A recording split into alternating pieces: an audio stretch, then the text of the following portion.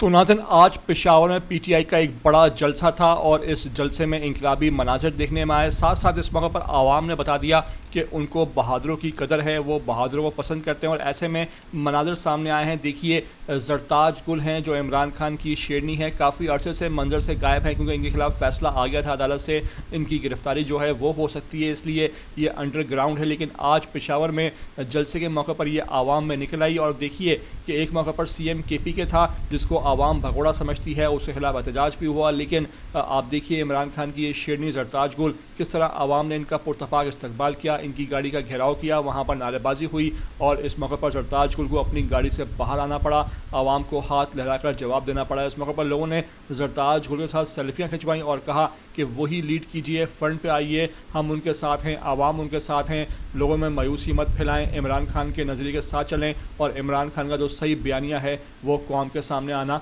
बहुत ज़रूरी है। क्या खूब ये मनाजिर हैं। आवाम ने आज पीटीआई के पेशावर जलसे में एक वाज़ा पैगाम दिया है कि मुफाहमत नहीं, मुज़ामत, मुज़ामत और सिर्फ मुज़ामत होगी।